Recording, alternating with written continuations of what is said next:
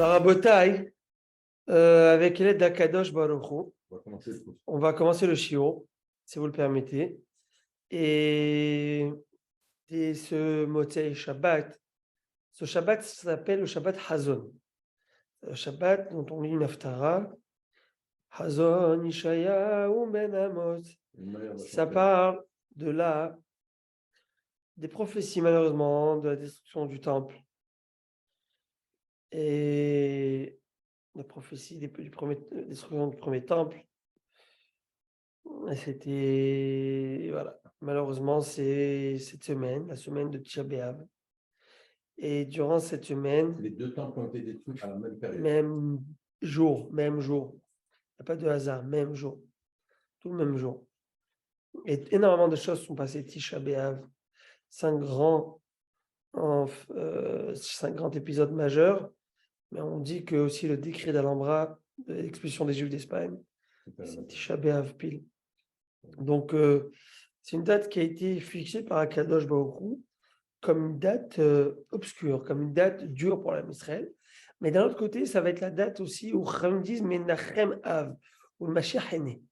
C'est-à-dire, dans le moment le plus dur, c'est aussi à ce moment où il y a le moment, dès qu'il y a la rupture, il peut y avoir que la reconstruction, il peut y avoir plus de rupture. Bah, c'est rompu, c'est cassé. Qu'est-ce que tu veux faire plus que ça? Donc, tu peux que construire. C'est ça l'idée. Au Rabba, M. Znati. Merci, bonsoir. Vous allez bien? Alors, vous nous quittez quand? Il y a quelque chose qui dit... Que Dieu vous bénisse, que Dieu vous garde. Vous partez quand en Israël? Avec l'aide d'Hachem, lundi. Les Très bien. si, moi, je suis in. Si j'ai la Wi-Fi dans l'avion, je ne sais pas si je vais l'avoir. Je ne sais pas si tu pourrais vous savoir, David, si on peut le savoir. Bien sûr, il y a la Wi-Fi. Et comment ça marche les programmes, les forfaits? C'est pas trop cher? C'est une famille. Ça coûte cher? Quoi, 25, 30 $? Non. Bravo. Oui. Pensez à vos vacances, votre Non, femme, mais vos ça me ferait. enfants. Ça serait On aura plaisir à vous Regardez, voir à votre tour. c'est Zati. Je Oui. vais avoir 11 heures de vol. Oui. Pour 1 heure de limousine avec vous, ça serait mon plus grand bonheur, je ne vous cache pas. Ah, c'est très beau. Maintenant, mais il faudrait que je sache, je ne connais pas les prix. Combien? Alors, s'il peut me donner, si je vois que je peux. Attendez, mais si c'est un débit normal, que je pourrais faire un zoom ou c'est un débit haché? Parce que déjà, comme ça, M. Bronner, il se plaint du réseau. Alors, si je vais être à 3000 pieds, et à 3000 pieds d'altitude, je ne sais combien. Mon petit-fils, il vient d'y aller. Et il l'a pris, il a payé 30 euros. Et tu as Internet illimité. Pendant tout le vol. Eh bien, très bien. Mais il est aidé, on va voir. Selon la peine. Alors, oui, mais je ne viendrai qu'à une seule condition, si je le prendrai bien, que vous vous connectez sur le Zoom. Si vous ne vous connectez pas sur le Zoom, il n'y en a rien fait. C'est vrai? Alors, il faudra qu'on se... Ouais, on va se mettre d'accord. On va se mettre d'accord. Vous mettez devant le brochet, comme ça. Quand vous serez en Israël, bien Ouais. assis avec votre famille, si vous avez 1 heure à nous consacrer, et qu'on peut le faire volontiers. Les Hachem. Alors, peut-être, j'imagine... Pensez à vous et vos Moi, enfants. je vais, ben, vous savez quoi? Il y a papa qui donne des shiurim souvent sur Internet. Peut-être je vais me coller à lui, vous allez voir. Alors, ben, Voilà. alors à Botaï, On va gagner 2 pour le prix. ça, non, vous allez gagner le jackpot, c'est papa. Alors, écoutez, l'histoire incroyable. Incroyable. Rabbi Yochanan, qui a pris une histoire intéressante, a réussi à s'échapper de la griffe des voyous qui contrôlaient les Jérusalem, qui ne laissaient personne sortir et ni rentrer. Malheureusement, ils ont brûlé aussi les entrepôts de nourriture pour ne pas avoir accès à la nourriture et pour obliger la population à se battre. Rabbi Yochanan, dont son neveu était le chef, il va lui dire, écoute, fais ce stratagème, tu fais passer pour un mort, voilà, cadavre. En parlant de ça, je vous partage, parce que voilà, aujourd'hui, j'ai une terrible nouvelle. Je ne sais pas si c'est bien de partager cette nouvelle, la vérité, c'est pas bien, mais bon, je vous le dis quand même. Vous êtes mes confidents, alors je vous le dis, mais aujourd'hui, j'ai une nouvelle. C'est un collègue du travail, quelqu'un qui travaille à l'école. Je sais pas, il doit avoir 45, 50, je sais pas. Travailler à l'école, la sécurité, tout, petites choses, fundraising. Et voilà, ils l'ont retrouvé. Il vivait seul au Versailles, là. Et bien, ils l'ont retrouvé mort. Comme ça. Il s'appelle Avi Doron. C'était. Je connais son frère, c'est un joueur, un pro de tennis. Oui, exact. Il était là-bas. Il s'appelle Lior. Lior Doron. Lior Doron, exactement. Alors, vous connaissez son frère?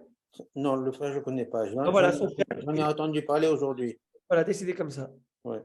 Alors, j'étais sur place. La police m'a interdit. Je voulais rentrer faire le schéma. On est à la Seine. Julia Trubio? Oui, oui, je sais. Ouais, je sais. Et j'ai été, bon, en tout cas, il m'a dit ça prend des heures, ils vont mener une enquête et tout, parce que quand quelqu'un décède comme ça. Ouais. Alors, qu'est-ce qui se passe? C'est un gentil garçon mamache, gentil monsieur. Alors, qu'est-ce qui se passe? Titus, non, pas Titus. Néron est reparti, ils ont emmené Vespasien. Il va voir Vespasien, il dit voilà, salut, cher roi, cher Altesse. Il dit tu es condamné à mort pour deux raisons, normalement. Un, parce que je ne suis pas roi, et deuxièmement, c'est que si j'étais un roi, pourquoi tu n'étais pas venu me voir avant? Il lui a dit je ne pouvais pas venir te voir parce que on me faisait barrage, et c'est certain que tu vas être le roi. Si Jérusalem, tu vas conquérir Jérusalem. Donc Jérusalem ne peut pas tomber dans la main d'un bon à rien. Il peut tomber que dans les mains d'un roi. Le minimum de dignité quand même. Hein. Bon Dieu ne va pas faire détruire sa maison avec à la main d'un pourri. Eh ben, quoique c'est un gros pourri lui aussi. Alors il lui dit, mais je ne suis pas roi. Adé Aché, je vous lis la suite. En tant qu'il parle, Ate Pisteka, allez. Il y a une missive qui arrive de Rome. Missive avec une délégation. Amaré et l'émissaire de Rome arrive et dit à Vespasien, Koum, lève-toi, parce que César est mort. Et les gens importants de Rome, c'est-à-dire le Sénat, ont décidé que c'est toi qui prends la suite. Et c'est toi le futur empereur, et c'est toi César aujourd'hui. Vous imaginez? Non, Rabbi Yohanan lui a dit ça quelques minutes avant. Impressionnant, quand même, non? Ouais. Et la Gemara raconte juste une histoire, une anecdote. Il s'est avéré que à ce moment-là, c'est un détail intéressant, mais il n'y a pas de hasard. Ce détail, il a été fait par Dieu pour montrer la chorma de Rabbi Yochanan ben Zakkai aux yeux de cet homme qui voit et qui estime déjà qu'il a prié, mais regarde ce qui se passe. Prochain détail. Ava Sayem Had Mesane. Vespasien ne portait qu'une seule, dans le moment où il a été reçu, il avait dans son pied qu'une seule chaussure. Vous savez, les sandales, là, les chaussures. Il n'avait qu'une seule. La deuxième, il n'avait pas mise. Il voulait mettre la deuxième à ce moment-là, se lever, et elle ne rentrait pas. Elle n'arrive pas à rentrer. Son plaie a gonflé. Alors il a dit, je vais au moins enlever, bon, je ne suis pas à l'aise, je ne vais pas boiter, je vais enlever celle qui me... L'autre, je vais enlever l'autre.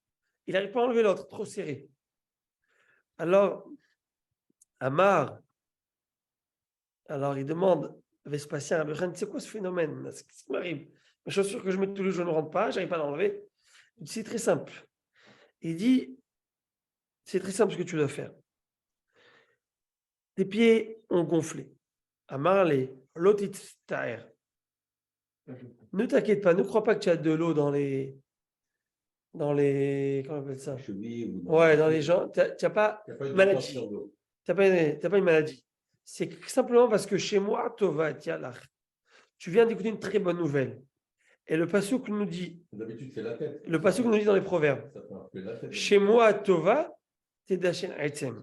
Ça veut dire qu'une bonne nouvelle va, littéralement, va grossir les os. C'est-à-dire que tu vas te sentir tellement heureux que tu vas avoir une certaine dilatation et tu vas prendre tu vas enfler. Mais on dit, il s'est enflé la tête. C'est enflé la tête, on dit? Oui, parce que... Voilà, il a pris la grosse tête. Oui, ben voilà. Lui, il a pris les gros pieds. Alors, ils ont dit... Alors, ce patient, il dit, mais bon, je vais mettre mes chaussures. Très bon point, incroyable. Alors, qu'est-ce que je dois faire? C'est très simple. Il dit, pour enlever l'enflure, là, que ça c'est. Comment ça se dit? Non, ouais. Oui, Voilà, l'enflement. C'est une enflure, vous allez voir. Il va dire, c'est très simple. Regardez l'intelligence. Lite inish de l'omiyatva da'atiminach. Tu amènes ici dans ton régiment, tu as une personne que tu n'aimes pas. Il y a toujours des gens que tu ne supportes pas les voir. Amène celui que tu n'aimes pas le voir et regarde-le. Tout de suite, l'aigreur, elle va t'amener, elle va te rapetissir, elle va te rapetissir la joie et donc automatiquement, tu vas pouvoir mettre tes chaussures. Regardez la chokhma qu'il a eue. C'est un pasouk très simple. Ce pasouk nous dit comme ça. Veruach nechea, c'est quand quelqu'un il est déprimé. Tiabesh garem, ça va dessécher ses os. Même lui, il ne va pas être bien. Avadachi, ça a marché. Il dit, mais et quand il a vu ça, Vespasien, c'est impressionnant ce monsieur. Ce rabbin, il est incroyable. Il va dire comme ça. Il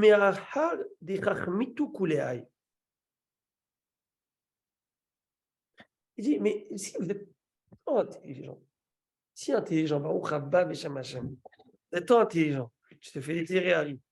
Amarle, Amaï loati tous les gabaïs. Pourquoi alors vous n'êtes pas venu jusqu'à maintenant si vous êtes si intelligent? Vous êtes si intelligent. Pourquoi vous n'êtes pas venu jusqu'à maintenant me voir? Il a dit, mais je te l'ai déjà dit. Ils nous ont fait barrage, qu'est-ce que tu ne comprends pas? Il dit, oui, mais moi aussi je t'ai répondu. Lorsque un serpent attrape la cruche de miel, tu brises le miel, et même si le miel va être perdu, mais au moins tu peux sortir. Et le serpent, il va s'échapper. Et là, eux, ils n'auraient pas où partir, ils n'en seraient là. Il dit, oui, mais il y a une autre manière. C'est que moi, j'enlève le serpent avec une pince et je le jette, et je garde le miel. Pourquoi tu veux que je brise toute ma ville pour venir te voir? Voilà, je suis venu te voir. Bon. Après, il va dire comme ça. Il a été tellement impressionné par l'intelligence et la sagesse de Rabbi Yochanan, Vespasien. Il va dire comme ça. Il dit, bon, maintenant, je viens d'être nommé César. Oui ou non? Oui. On vient de voir que Vespasien, le général, est devenu empereur à ce moment-là. Il dit, alors je dois repartir à Rome. Parce qu'il faut rendre à César ce qui appartient à César. Et tous les chemins mènent à Rome. Donc, je vais aller à Rome en tant que je ne vais pas faire la guerre. César, il ne vient pas comme ça. Il vient pour la photo à la fin. Mais il ne vient pas pour. Donc, je vais envoyer un général. Mais je vais envoyer quelqu'un d'autre conquérir Jérusalem. Envoyer Titus, il marche chez mauvais Zichro. Marché mauvais Zichro, celui qui a détruit notre temple. Beth Amikdash. Baruch haba Rabbi Yaakov ben Chaim. Et il va lui dire, qu'est-ce que tu voudrais? Dis-moi ce que tu veux. Dis-moi ce que tu veux. Afin que je puisse mettre et donner dans la mission à faire, je mettrai des exceptions. C'est-à-dire, un service que tu veux que je te rende, dis-le moi maintenant. Je vais laisser mes ordres. Et je vais donner les tâches à suivre. Dis-moi ce que tu veux. Tes désirs sont des ordres. Vous imaginez? Vespasien, il lui dit, César, nouveau César qui vient d'être élu, ça fait 5 minutes. Il lui dit, ce que tu veux, dis-moi, je te donne. Donc il avait du respect pour lui. Incroyable. Il a été ému. Regardez ce qu'il va lui dire. C'est ce qu'il va lui dire? Il va dire comme ça, s'il te plaît, donne-moi la ville de Yavne et les Chachamim, ce qu'on appelle Yavne et Chachamea, les sages de la Sanhedrin, Ils étaient tous là-bas. Qui vont aller dans la ville de Yavne. Ne détruis pas cette ville, s'il te plaît, et ne le tue pas. S'il te plaît, et ne tue pas Shushilta des Rabban Gamiel, toute la dynastie et la filiation et les enfants de Rabban Gamiel. Pourquoi? Messieurs, pourquoi? Parce qu'eux, ils viennent de David Améler, afin que Mashiach reste toujours en vie. Pas briser le... Voilà. Ok. Vasvata Demasian et les Rabbi Tzadok. Je vous rappelle d'un rabbin, pendant 40 ans, avait jeûné. Oui. 40 ans, il s'appelait Rabbi Tzadok. 40 ans pour que Jérusalem ne détruise pas. Et donne-moi un docteur pour Rabbi Tzadok. Et ce docteur, il lui avait donné une cure. Il lui a donné d'abord à boire des soupes, après on va voir, à donner des dattes et des figues à sucer afin que son métabolisme reprenne vie normalement. Et cette femme, Martha Bat Baitos, avait sucé cette figue, elle est morte de dégoût. Il a demandé 3 choses. Je répète, la ville, le Sanhedrin, la ville de Yavne et les sages, ne tuent pas, ne détruisent pas cette ville. La dynastie de Rabban Gamiel, ainsi qu'un docteur pour Rabbi Tzadok. Rav Yosef, qui est un talmudiste qui a des siècles plus tard de cette histoire, il repose. Il y en a qui disent que c'est Rabbi Akiva qui l'a dit, qui a été plus proche de la destruction du temple, parce que la destruction du temple, c'était en 70, et Rabbi Akiva, c'était en 135. Donc, c'est Je comprends pas qu'elle dit quoi. Qu'elle dit. 65. C'est pas hier Rabbi Non. Yochanan qui a demandé. Non, Rav Yosef, ou il y en a qui disent que Rabbi Akiva a dit, qu'est-ce qu'il a dit? Et là, je ne l'ai pas encore dit, mais là, je veux le dire. Ah, c'est vrai. Il a dit, Meshiv, Chachamim, Achor, Vedaratam, ça, qu'est-ce qu'on a vu avant? Que Dieu, le bon Dieu, quand il veut faire sa xéra, son décret, eh ben, il retarde les intelligents, les hommes sages, il leur enlève l'intelligence. Il enlève l'intelligence. Il aurait pu quoi, à votre avis? Comme la Gemara dit, Rav Yosef, il a dit, Ibaïl Memar, Ishbekinu Adazimna, s'il te plaît, ne détruis pas Jérusalem. Il dit, dis-moi ce que tu veux, je te fais. Il voit que ça m'a mon propice. Il dit, tu sais quoi, cette fois-ci, laisse-nous tranquille. Il n'y a pas de destruction du temple, c'est C'est ce tout. que j'allais dire. Comment ça se fait qu'il a demandé des petites choses et il n'a pas dit reste tranquille. Ça, les Mefarshim, ça, c'est ce qu'il dit. Mais on va voir quand même, il dit. À moins que Mais c'est. je savais que ça devait Voilà. arriver. Agmara dit, Vilou Rabbi Yochanan. Agmara dit, Vilou ou que Rabbi Yochanan. Bah, franchement, c'est. Mais quand même. Non, mais Être peut-être- retardé à tel point de ne pas dire, même bon Dieu. Mais peut-être que, en fait, Il a dit. dit ce que vous avez dit. Ce que vous C'était avez dit. ça la vraie raison. Dilma Kula et Loavid. Il savait qu'il n'allait pas, la conquête de Tzion, il allait la faire. De Jérusalem, il allait la faire.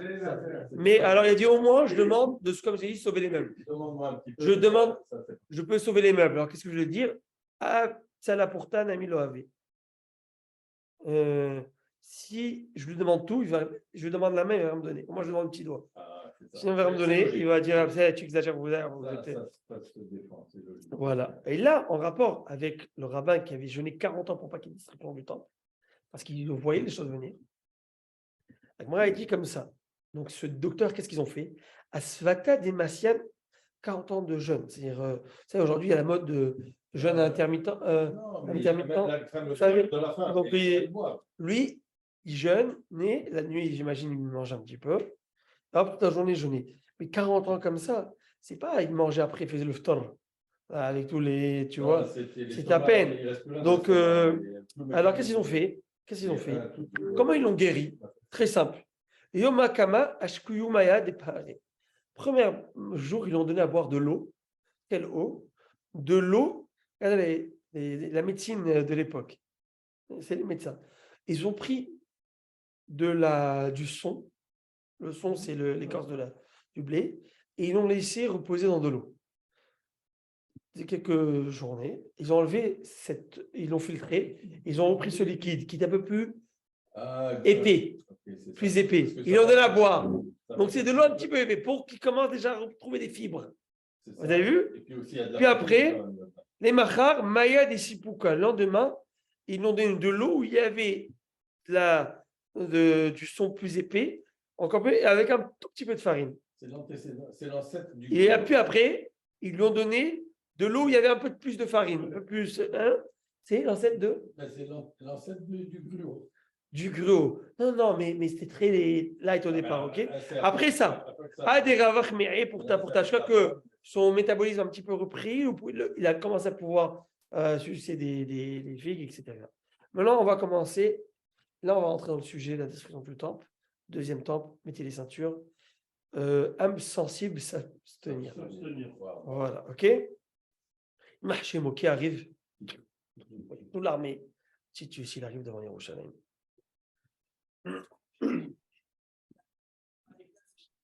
Qu'est-ce qu'il fait? Qu'est-ce qu'il va faire? Va'amar. Il a dit comme ça. Et elemo sur hasayubo. Le passouk dit comme ça. Dans les klalotes. C'est quoi les klalotes? Les malédictions. Les malédictions. On va le voir dans les. Et elemo et va'amar et elohemo sur hasayubo. Zé Titus Aracha, chez Hiref Vegidef Klapéa. Ce verset qui dit c'est qui ce Dieu-là qui protège? Qui il est? Et celui qui a dit ça, c'est Titus. Qu'est-ce qu'il a fait? Il est rentré dans le Beth Amikdash, messieurs. Ta face Zona Beyado. Il a attrapé une prostituée dans sa main. Donc, t'imagines? Il est rentré dans le Saint des Saints, Kodesh à Kodashim. Normalement, celui qui rentre là-bas, il est sur place. Ouais, Kadosh Baruch Hu, il a enlevé sa protection. Ça veut dire qu'il s'est retiré complètement. Il n'y a Shrina. plus de Shrina, il n'y a plus rien. Il a dit comme ça. Un bâtiment. Il a dit comme ça, Rabotai. Hein?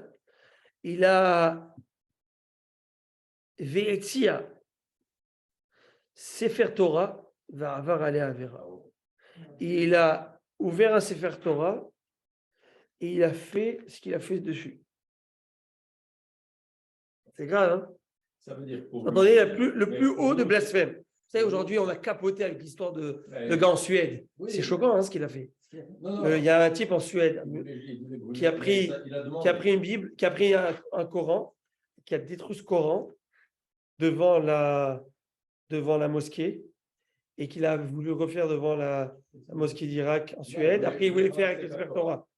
Mais moi, je condamne tout. Hein. Je condamne tout ce qu'il a fait, que ce soit Coran, pas Coran, Coran, pas Coran. C'est inadmissible. Ils ont brûlé l'ambassade de Suède en Irak et ils ont demandé à ce que l'ambassade. C'est inadmissible, au nom des libertés d'expression, de faire des autres affaires, de faire des choses pareilles. Parce que, en fin de compte, quelle est la limite?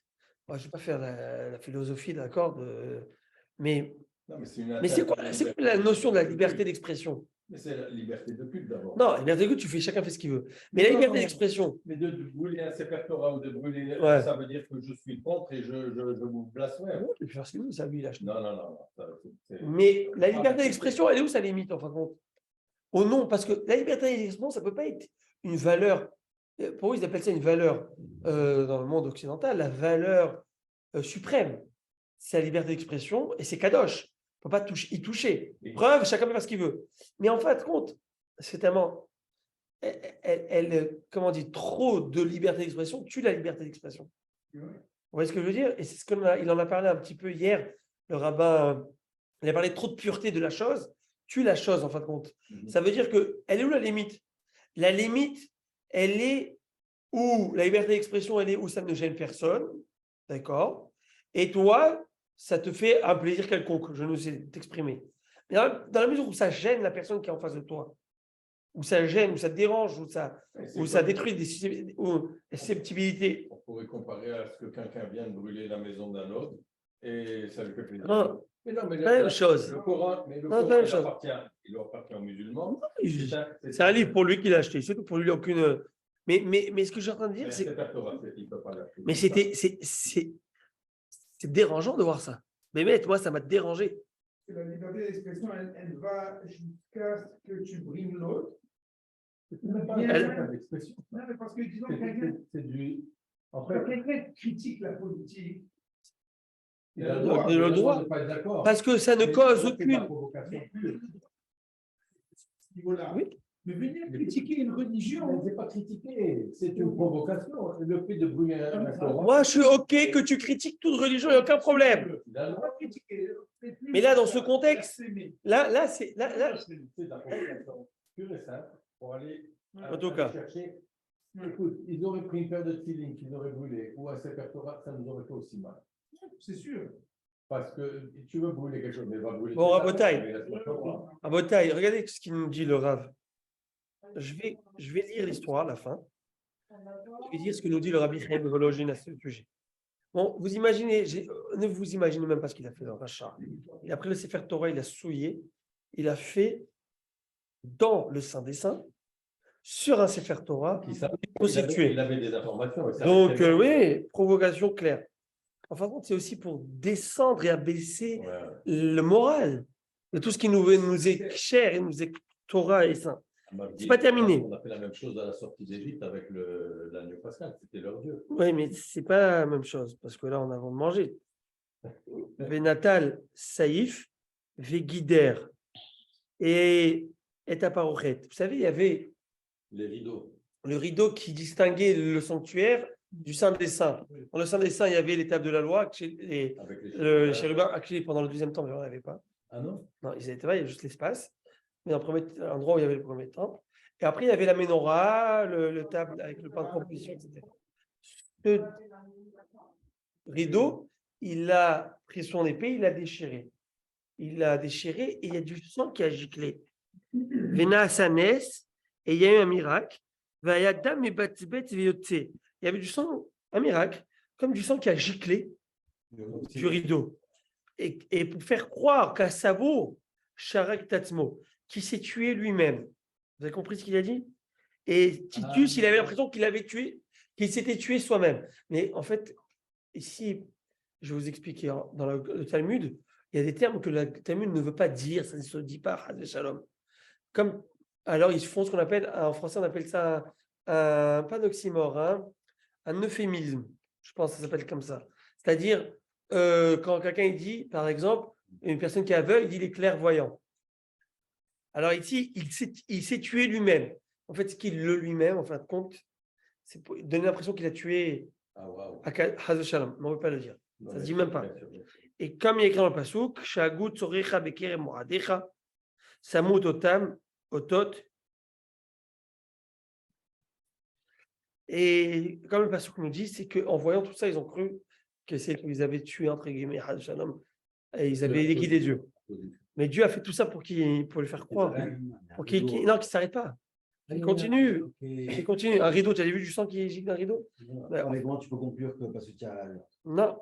Mais il n'y a aucune logique. C'est ça. Donc, sa tête, il pensait qu'il y a eu quelque chose qui s'est fait. Pas du tout. C'était la très haute civilisation, la haute bourgeoisie. Se rabaisser à ce point. Ça veut dire que c'était là. Mais cette haute bourgeoisie, il faut savoir, c'est la limite de la cruauté, la pire cruauté, on parle de pureté justement. Hier, ça amène, c'est que les gens qui n'ont pas de morale thoraïque, de morale religieuse thoraïque, eh ben, ils n'ont pas de vraie morale, parce qu'arrivera un moment, ils se rendront plus bas. Et rien ne les arrêtera au nom du pouvoir et au nom de la liberté d'expression. Et alors, qu'est-ce qui se passe? Qu'est-ce qu'il va faire? Je vais vous dire quelque chose qui va vous surprendre. Vous êtes prêts à entendre ça? Ce n'est pas moi qui le dis. C'est le Rabbi Chaim de Volojine dans un livre qui s'appelle Nefesh HaChaim. Il dit comme ça. C'est très grave ce qu'il a fait Titus, non?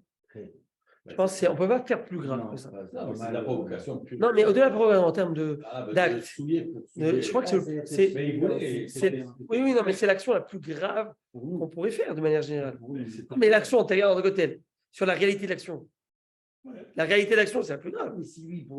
Et que tu veux ou pas, mais la réalité. Moi, je te donne un exemple. Regarde, moi, je prends un fil électrique et j'électrifie quelqu'un. Moi, je ressens rien. Lui est en train de crever. OK? Moi, lui, il est en train de mourir. Mais moi, je ne ressens rien. Attention, je ne connais pas de croyance. Pourquoi? Je ne crois pas que tu vas mourir de ça. Il est en train de cuire, là. La réalité, l'acte, elle est là ou pas? Très bien. Donc, croyance ou pas croyance, ce qu'il a fait, c'est un acte, mais abominable. C'est le plus bas. Et bien, en effet, Chachaïm va nous dire, en fin de compte, il n'a rien fait, lui. Pourquoi il n'a rien fait? Le Dieu est intouchable. Tu crois que tu m'as fait quelque chose? De manière extérieure, tu as l'impression que tu as fait en apparence, mais le bon Dieu est intouchable. Donc, en fin de compte, tu n'as rien fait. Oui, mais ça, c'est sûr, après, il va le toucher physiquement, mais entre Dieu, cette action, c'est bien, c'est pas un homme qui l'a fait, c'est un affront de Dieu. Donc, Dieu, il lui a rien fait. Par contre, celui qui fait à Dieu du mal, entre guillemets, il se fait du mal à lui-même. Et nous, à Israël, si on fait des ravérotes, par notre pensée. Parce que nous sommes attachés à Dieu. Et dans notre cerveau, il y a le Kodesh HaKodeshim, le Saint des Saints, la Neshama. Quand nous, on a purifié notre Neshama, on a purifié Dieu directement. Lui, il n'a rien fait. C'est comme si il ne fait rien. Il n'y a rien. C'est comme un petit enfant qui fait comme ça, qui te bouscule. Tu n'as rien fait. C'est rien, c'est nada, il n'y a rien, c'est vide. C'est un acte qui est abominable, c'est un affront, c'est tout qui est très grave. Mais dis, si tu veux parler foncièrement, lorsque tu vas dans le problème, dans le fond du problème, un Ben Israël qui fait une avéra, c'est beaucoup plus grave que ce Titus. Non, que ce rachat, ce qu'il a fait. Parce que lui, il n'a aucune attache à Kadosh Baruch Hu. C'est ce que tu as dit. Il n'a aucune attache. Tu comprends ce que je veux dire? Mais je veux dire, il sait qu'il fait du mal au peuple. Mais c'est ce qu'il veut. Mais lui, il va avoir la punition parce que lui, il ne connaît pas tout ça. Il ne connaît pas le pourquoi du comment. Mais dans la réalité, lui, il ne sait pas le pourquoi. Lui, il est sûr qu'il a fait le pire des choses. Il voulait faire. Mais dans le pourquoi du comment, je suis en train d'expliquer que dedans, le Ham Israël, l'action, le geste d'un Ben Israël est beaucoup plus grave ou beaucoup plus important dans le bon côté que vous imaginez. Parce que lui, la Neshama du Ben Israël est attaché directement à Kadosh Baruch Hu. De toute façon, c'est sûr que la destruction, c'est Hachem qui l'a fait. On va le voir. Maintenant, lui, il arrive. On va le voir tout de suite. Tout de suite, on va le voir. Je joue. On va le voir tout de suite. Écoutez ça. Monsieur le rabbin, c'est pour ça qu'on dit que les paroles, les devarim de Hachem sont pour l'éternité. Ça ne change rien de tout ce qu'ils font. Les devarim sont l'olam vaed. Ouais. Et vous savez pourquoi je dis que les devarim sont pour l'olam vaed? Parce que tous les deux ont la même gematria, 256. Bravo. Alors quand on parle d'Hachem, c'est pour toujours, Zach. même Écoutez. s'il nous détruit tout. Alors, écoutez ce que l'Agma va nous dire ici. Le passage qui continue comme ça, d'accord? Le passage qui dit Michamocha Hasinya. En parlant de Dieu. C'est quoi ce verset qui dit quoi? Michamocha. On va expliquer comme ça. Qui est comme toi? C'est-à-dire qu'il n'y a pas comme toi. Hassin Vekaché. Qui est d'une patience exceptionnelle et d'une résilience incroyable. Tu es une retenue exceptionnelle, bon Dieu. Sheata Shomea Niutso Vigidufo Shelotoracha. Tu écoutes, tu vois, tu es témoin de l'affront et du blasphème que cet homme est en train de te faire. Veshotek, et tu te tais, tu ne fais rien. Ça, on va tout de suite, Rabbi Shmuel, dans le Beth Midrash de Rabbi Shmuel, on a mis ça dans notre pasouk, un pasouk que vous connaissez tous. Et chaque fois que je fais ce pasouk, je pense à ça. Dans le Azashir Moshe.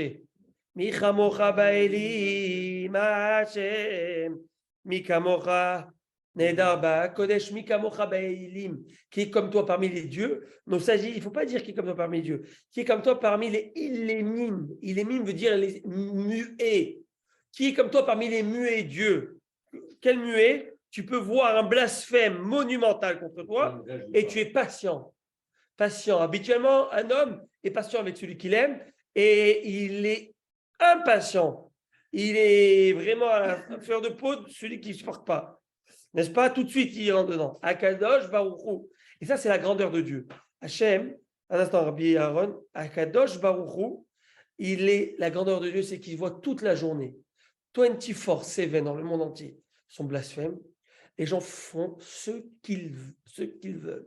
Qu'ils veulent, ils font. Maman, ce qu'ils veulent. Et des fois, ils savent, en connaissance de cause, transgressent la Torah sans problème. Pas de problème. Mais à Kadosh Baruch Hu, il attend la Teshuvah ou il attend de te faire payer. Et Hachem ne répond pas jamais tout de suite. Et ça, il faut qu'on apprenne de Dieu. Apprendre d'Akadosh Baruch Hu. Il ne faut pas sauter. De ce terme. Rabbi Aaron Znati. Il me semble avoir lu dans les traductions françaises de la prière, quand il parle des autres dieux, ce sont des dieux muets, parce qu'ils n'interviennent pas, ils ne parlent pas à leurs disciples, alors que notre Dieu nous parle, à parler à nos prophètes, etc. Alors, Akadosh Baruch Hu nous communique. Les autres dieux n'existent pas. Preuve, ils ne communiquent pas. Point de la ligne. Mais lui, Hachem, sa grandeur, c'est que bien sûr qu'on le voit partout, on le ressent partout. Mais sa grandeur, c'est que même lorsqu'il y a un blasphème et un affront, il ne réagit pas au moment. Il sait quand est-ce qu'il faut réagir et il patiente jusqu'au moment où il va mettre ce qu'on appelle le coup fatal. Et c'est ce qu'on va voir avec Titus et Marchémo. Le passage nous dit comme ça, une autre allusion, dans l'Ecclésiaste. Ufren Raïti Rechaim, Kevorim, Vavaou, ou Mimikom Kadosh, Yaalechu, Vishtakechu Ba'ir, Asher Kenasu, Al Tikri Kevorim, et la Kivutim, Al Tikri Vishtakru, et la Vishtapru. C'est-à-dire comme ça.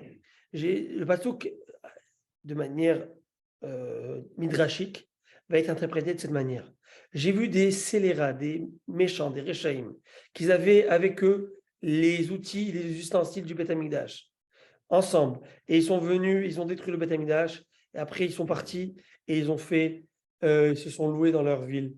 Et ben, c'est la fameuse Arc de Triomphe de Titus à Rome. Le pasuk là, il parle de ça. C'est le pasuk de Kohelet qui dit, j'ai vu des gens. Shlomo Ameler, il dit, il y a des gens qui ont pris, ils ont été célébrés leur victoire contre la Akadosh Baruch Hu, contre l'Am Israël. Et en tout cas, c'est-à-dire qu'Akadosh Baruch Hu, c'est Hachem qui leur a dévoilé, on va voir une deuxième interprétation, c'est que c'est Akadosh Baruch Hu qui leur a dévoilé tous les trésors. Quand Hachem il a décrété, c'est la catastrophe. On y va. Ouais, exactement. Qu'est-ce qui se passe? Regardez ce blasphémateur. Alors, je vous la fais courte, on pourrait y parler des heures. Mais ils ont les- Titus ils ont- va détruire Jérusalem, va massacrer toute la population de Jérusalem, va presque les anéantir. C'est pas terminé. Il va prendre avec lui tous les biens et les richesses du Beth Amikdash. Ben, c'est ça. Vous savez, la Gemara raconte, c'est pas là, on va le voir plus tard, pas ici, mais dans une autre. Au début, les Égyptiens, les Romains n'osaient pas rentrer dans le temple. Ils avaient peur. Ils tremblaient. Tu sais, il y avait quand même quelque chose. Les légendes qu'on parlait du temple, ceux qui rentrent dans le Kodesh, ils savent ce qu'ils ont dit. Ils ont dit, pour pouvoir le blasphémer, il faut que ce soit un juif d'abord qui le blasphème, qui le profane. Ils vont trouver un homme. Alors, tu t'imagines cet homme? Il s'appelle Yosef Meshita. Yosef Meshita. On dit, regarde, monsieur, toi, tu es un bon ripou, ça se voit, un bon pourri, un bon juif comme il faut, pourri. Tu vas rentrer dans ce Beth Amikdash. Ce que tu veux, ce que tu vas prendre, c'est pour toi. Non, il rentre. Mais vous imaginez un juif comme ça, qui peut rentrer et vendre son Beth Amikdash. Ça n'existe pas. Sur toute la terre, même le juif le plus athée au monde, je te signe maintenant qu'il ferait une chose pareille. Il rentre à la destruction du temple. Non, mais c'était après que Titus soit rentré. Non, avant. Avant. C'est pour ça qu'il n'est pas écrit, mais je vous le dis. Et il lui dit, on va le voir plus tard, des histoires qui sont venues plus tard, bien avant, mais qui sont rapportées plus tard, on va le voir. Et lui, il est quand même un bon juif. Il voit la chose avec le plus d'or, c'est quoi? La menorah. Ben oui. 3 tonnes d'or. Bah oui. Mais comment tu vas la ramasser? Et il attire. Je ne sais pas comment il s'est débrouillé, il attire. Il sort avec. Il voit ça. Les Romains voient ça. Ils voient la splendeur de cette menorah. Ils disent, écoute, regarde, la vérité, on t'a dit que tout te revient, mais ce chandelier, ce candélabre, il n'est mérité qu'à César. C'est qu'un César qui peut utiliser un style de candélabre pareil. L'orfèvrerie, l'artisanat, la manière comment ça a été fait, tu ne peux pas mériter une chose pareille, tu comprends. Mais on te promet, on te jure que le prochain article que tu prends, c'est à toi, là, c'est sûr. Là, c'est à toi. Vous savez ce qu'il va leur répondre? Vous voulez la réponse? Oui. Écoutez la réponse. Vous écoutez Rabbi Aaron Znati. Absolument. Dire l'odai li sheichasti et bori pa'amachat achasenu pa'am shnia. Ça n'a pas suffi que j'ai mis en colère mon Dieu une fois, je vais le mettre en colère deuxième fois.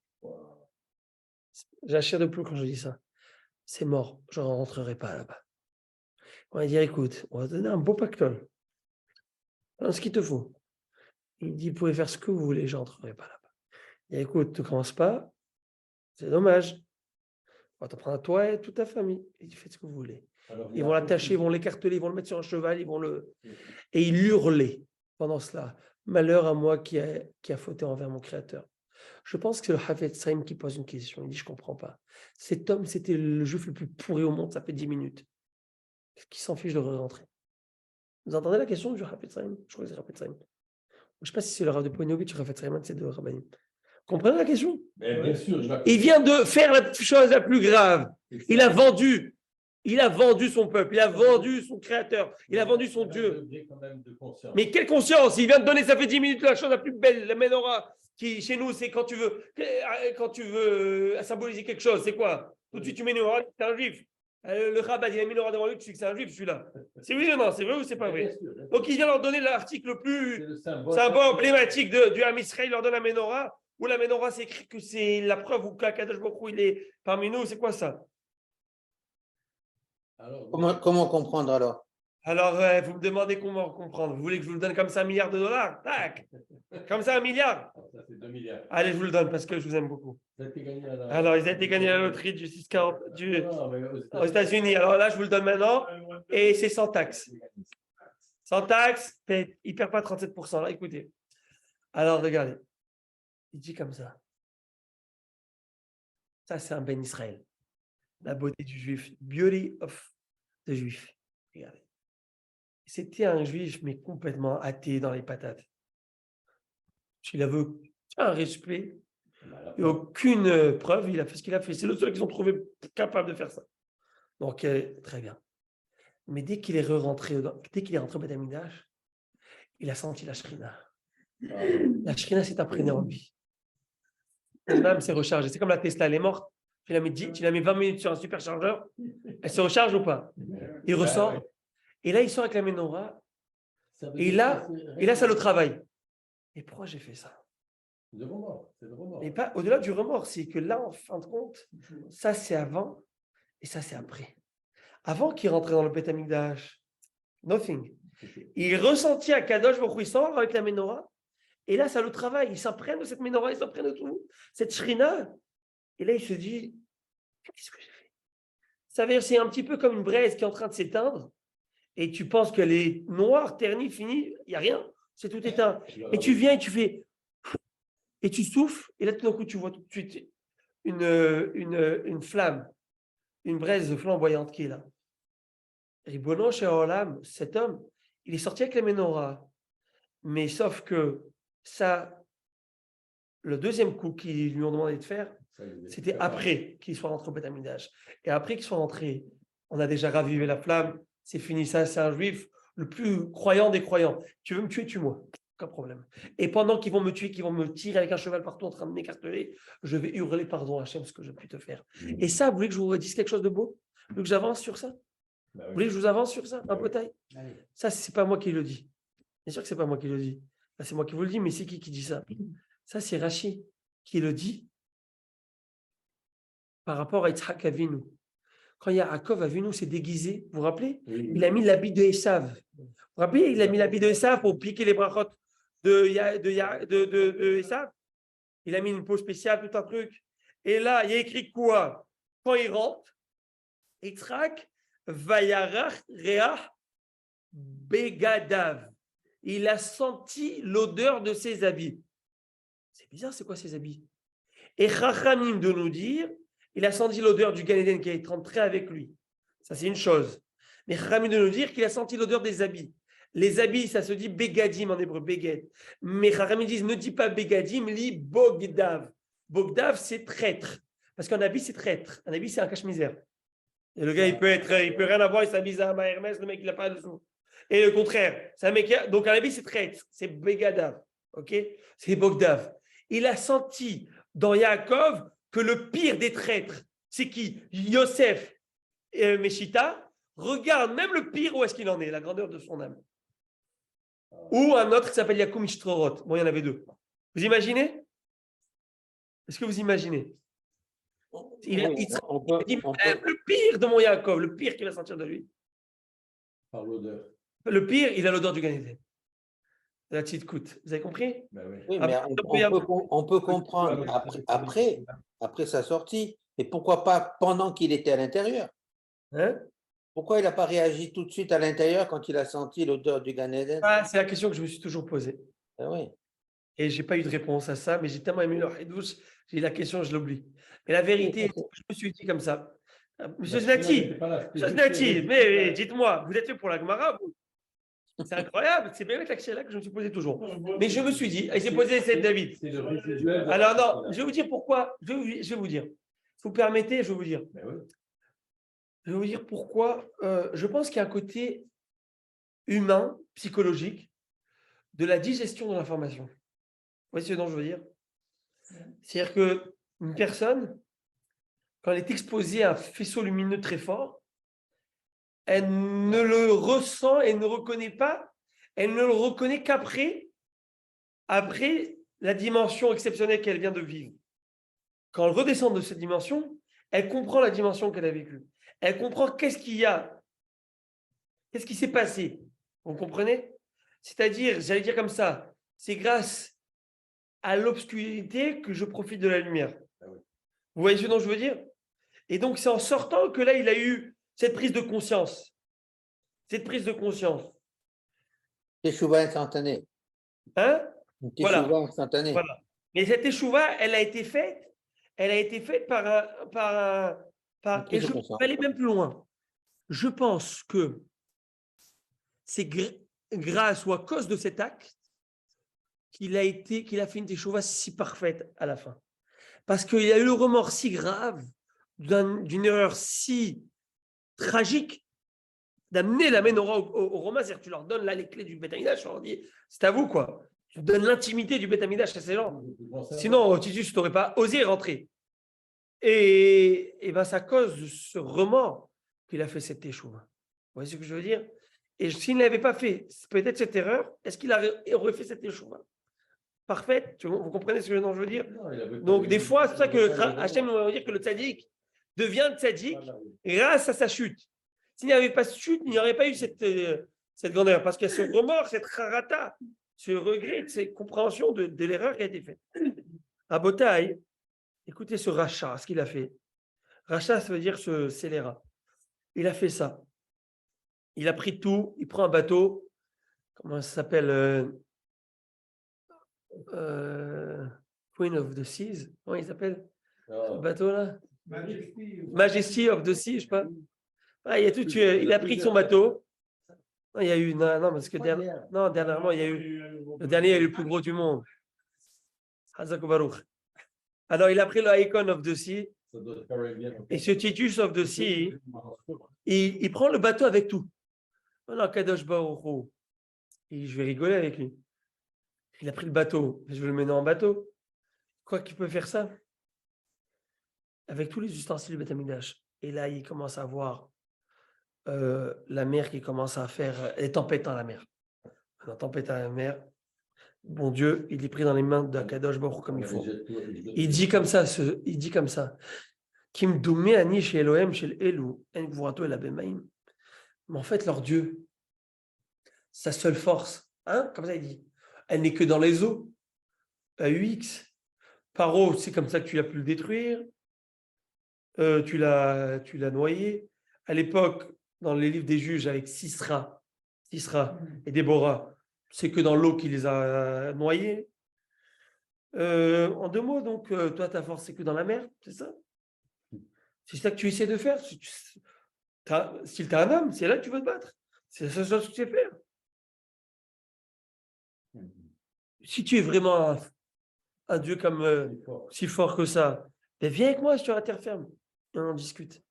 Regardez l'audace, l'effronterie. Il y a une voix céleste qui est sortie en disant comme ça. Il y a une voix céleste qui est sortie en disant comme ça. Il dit comme ça. Racha ben Racha. Racha, fils de Racha. Ben Beno chez Esav Racha, petit-fils de Esav, le Racha. Titus, Amalek, ok? Biria Kala. Yeshli Beolami. Viatushema. Tu sais quoi, Titus? Tu as bien lancé un défi. Tu vas aller sur la terre ferme et Dieu va dire, j'ai créé la plus petite. J'ai une créature qui est très légère, très light. Et ça s'appelle un moustique. Et c'est ce moustique qui va te faire plier. C'est ce moustique le plus petit. Tu vas aller à la terre ferme le plus petit. Ça s'appelle le Covid. Ça s'appelle les bactéries. Ça s'appelle. Tu vas voir. Pas de problème, on y va. Pourquoi tu t'appelles Biriakala? Après, on appelle ça une créature légère. La moustique, le moustique. Ramim disent parce que des ma'alna, itla, ou mafrakna, itla. C'est un des rares créatures qui peut ingurgiter, mais qui ne peut pas soulager, extraire. Regurgiter. Hein? Régurgiter ou aux toilettes. Voilà. Évacuer. Il ne peut pas évacuer. Le terme exact, c'est évacuer. Ouais. C'est comme ça. Bah, de toute façon, il est comme ça petit. Qu'est-ce qu'il va? Il prend 2 minutes. Alors, Alayabasha. Ce rachat, il est parti terre ferme. Il est arrivé en Italie. Il est arrivé à la botte italienne. Et il arrive. Alors, il dit comme ça. La voix céleste, elle a dit comme ça. Allez, la Yabasha et Tarsim, Mehama. Tu sais quoi? Tu parles de guerre, Titus. Tu vas aller sur la terre ferme et tu feras la guerre avec un moustique. Et tu verras qui gagnera la guerre. Are you ready? On va y aller. Ce rachat, il est parti. Il arrive, Titus. Et il rentre. Je ne sais pas si vous allez arriver des fois d'avaler un moucheron ou quelque chose. Et des fois, tu arrives, il y a des moucherons et tu arrives en été, tu essaies de les. Et là, il y a un petit moucheron, un petit moustique qui est rentré dans le nez. Il fait comme ça. Il essaie d'enlever, il essaie de se soulager. Rien à faire, ça ne marche pas. Et ce moustique, Veni Kerbemoho Sheva Shanim. Vous savez, pas le marteau-piqueur, le pivert. Tic, tic, tic, tic, tic, tic. Et 7 ans, durant 7 ans, il était là-bas. Et il grignotait de son cerveau. Et lui, il n'arrivait pas, il sentait mal des migraines. Vous ne savez pas c'est quoi? Des migraines, des trucs. Et vous savez, et lui, ce petit moustique, il y va. 7 ans, Hachem, il a donné une longue vie, ce moustique. C'est un barchémo. Ce moustique, il a eu le plus d'années de vie. Et c'est pas terminé. Un jour, ces migraines sont atroces. Vous savez ce que c'est que Dieu nous en préserve? Vous ne savez pas ce que c'est, j'espère que vous ne le savez pas. Vous savez ce que c'est la migraine? La migraine, c'est la des fois, en pleine rue, tu peux tomber. Tu n'arrives c'est affreux. Lui, il a ça. Il a ça. Alors que Dieu vous en. Alors, qu'est-ce qui se passe? Un jour, il passe devant un. On appelle en français ça, ceux qui frappent sur l'enclume, le marteau et l'enclume. Forgeron. Il passe devant une forgerie et le forgeron, il tapait sur l'enclume.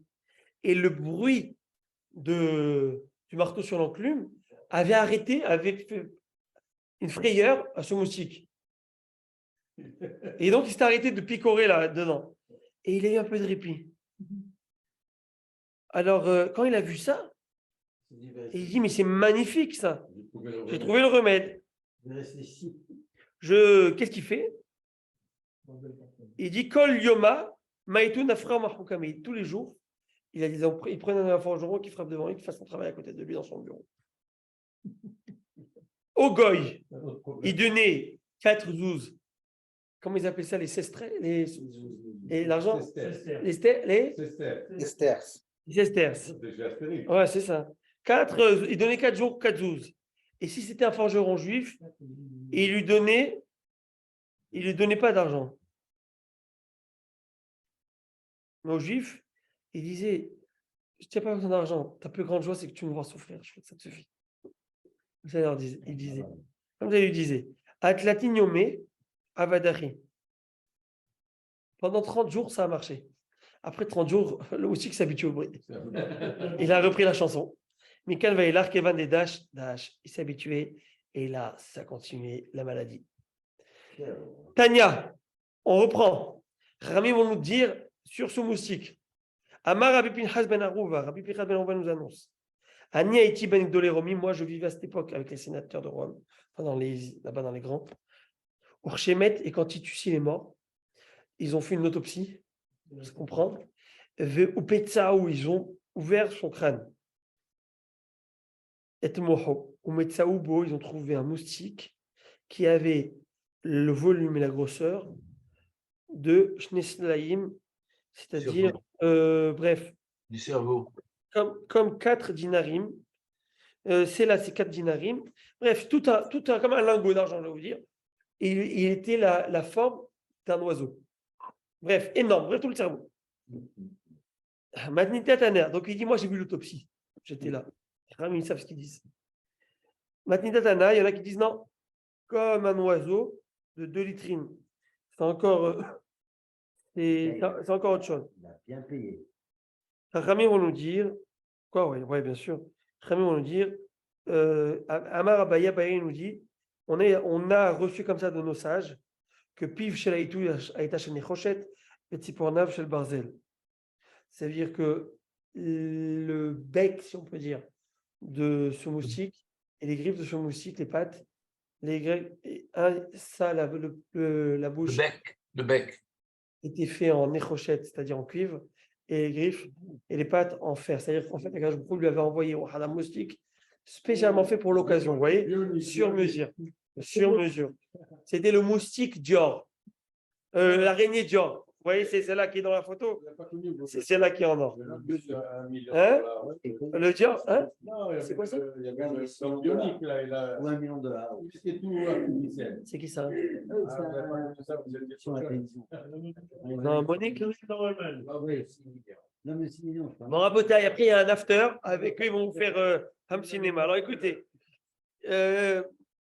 Kiava Kamaït, quand il est mort, quand il était mort. David, ne me dis pas que c'est fini l'heure, mais donne-moi 2 minutes, ok? 2 minutes. Kiava Kamaït, quand il est mort, Amar Liu Liklaou Laou Gavra. Je vous demande, s'il vous plaît, brûlez-moi Titus, et que ma cendre, vous l'éparpillez dans Hachev Yamé, dans les 7 océans. Pacifique, Méditerranée, Atlantique, Indien. Mais pourquoi Les 7 que vous connaissez de l'époque, c'est-à-dire cette mer. Pourquoi? Afin que le Dieu des Juifs ne puisse pas me retrouver. Qui est nous, comme si que. Alors il faut essayer de comprendre. Et qui me met dans le jugement. Mais il savait très bien. Lui, je ne sais pas. Mais là, qu'est-ce qui se passe? Est-ce que vous voulez savoir ce qui s'est passé? Vas-y, termine. Ankeleus bar Clonicus. C'était le neveu de Titus. Lui aussi, c'est un salaud. Non, Non, les Gaïoré. Lui, au contraire. Lui, il voulait se convertir. Azal Askel Titus Benigda. Lui, il a fait. Non, mais son oncle est mort. Donc, c'est qui le prochain? C'était qui même le prochain? Le père de ce gars. Après, il y avait, je crois, le prochain roi, c'était Adrien. En tout cas, Titus, il est mort. Il dit, je veux voir si c'est bien que je me convertisse. Il y en a qui disent que c'est pas le neveu de Titus, c'est le neveu d'Adrien. Mais lui, avant de se convertir, Adrien, c'était le César de l'époque. Après lui, après Titus. Donc, il s'est converti au judaïsme. Ankelos, vous connaissez Ankelos? Ankelos, c'est celui qui nous a traduit toute la Torah. Vous savez, dans le Sphère Torah, il y a. Il est devenu. Non, Titus. Non. Lui, c'était un général qui a détruit Jérusalem. Maintenant, je vous dis que Ankelos, fils de Clonicus, était le neveu de Adrien. Et qu'est-ce qu'il a fait? Il a fait remonter l'âme de Titus par un système de sorcellerie de magie noire. Il y a un système. Je vous donnerai la recette, vous voulez, ça sourd, par contre. Je ne vais pas vous la donner. Ça sourd, c'est l'interdiction de la Torah, ce qu'on appelle Ov et Idéorni. C'est de ramener les morts. Il y a une manière, comment faire, ça s'appelle la science aujourd'hui. Science en hébreu, on appelle ça la science. Ok, il y a toute une manière. On n'a pas le droit. Mais lui, c'est un goy. Donc, qu'est-ce qu'il a fait? Avant de se convertir au judaïsme, vous allez voir, comment il s'est converti, c'est exceptionnel. Ici, on ne parle pas de ça. Mais il a fait monter l'âme de Titus. Il lui a dit, Man Hashiv Bawelma. Et dis-moi, Titus, qui dans le monde là-haut est considéré? Dieu considère qui? Dis-moi les peuples. Il dit à Marley, Israël, c'est Israël. Et il dit, Maouli Dabou Kebeu, qu'est-ce que tu penses que je me convertisse, que je m'attache et j'épouse leur culture, leur religion, je m'attache à ce peuple? À Marley, il lui a dit, il dit, leurs mitzvot sont trop nombreuses, tu ne pourras jamais faire ce qu'ils font, ces juifs. Zil Garé Beou Bawelma. Il dit, mais tu sais quoi? Si au moins tu veux, si tu peux pas réussir, tu veux de la notoriété, tu veux réussir dans ta vie, et avoir de la gloire, va les embêter, va leur faire du mal. Et c'est que comme ça, va Avadrecha, et tu seras un dirigeant du monde. C'est Dieu comme ça qu'il a mis dans le monde. Tu fais du mal à Israël, tu vas être important. Comme il est écrit en Passouk dans le livre des Lamentations, Ayoud, Saré, les roches. C'est-à-dire que quoi? Que celui qui fait du mal à Israël est devenu la tête. Vous remarquez, celui qui veut avoir la une dans la presse, il envoie des missiles sur Israël. Parce que là, Israël, c'est le centre du monde, que vous voulez ou non. Remarquez, Israël, un des plus petits pays au monde, on en parle de ça toute la journée. L'ONU, le maximum des résolutions contre Israël, qui peut avoir contre un pays, c'est Israël. OK? Et tout le monde, regardez ces Réchaïm, ils veulent la notoriété, ils vont aller contre Israël. C'est comme ça. Mais en fait, vous savez pourquoi c'est comme ça, la notoriété? Parce que comme je vous l'ai dit tout à l'heure, Akadosh Baruch Hu, il ne veut pas que l'âme Israël, au moins si quelqu'un fait du mal, c'est quelqu'un de grand. Ça veut dire qu'au moins il y a une certaine classe, vous voyez ce que je veux dire. Mais celui-là aussi, on va le descendre à la fin. À Marley, regardez ce qu'il va lui dire. Dîner Daou Gavra Bemaï. Dis-moi, à quoi on te juge dans le Gehinam, c'est quoi ta sentence là-haut? Vous savez c'est quoi sa sentence? Vous savez ce qu'ils lui font tous les jours là-haut à Titus? Alors ici, la Gemara va nous dire 3 sentences à 3 hommes différents. Un, c'est Titus, on va voir sa sentence, sa condamnation. Un, c'est Bilam, le rachat qui a fait tout l'âme Israël. Et un, c'est Jésus. Chacun, c'est quoi sa sentence. Et ça, on le verra une autre fois. Je vous dis, Shabbat Shalom, Rabotai. Alors, Rabotai, la saison, elle reste sur un suspense. Prochain épisode, dès qu'on se retrouve. Que Dieu vous bénisse et Hatzlacha. Alors, profitez de vos vacances, amusez-vous bien, pas de bêtises, hein, et que de bonnes choses, et profitez. Et on se retrouve Shabbat, et Shabbat on se retrouve chez Orim, et voilà, c'est juste, ce n'est qu'un au revoir, mon frère. Allez, à Tzara.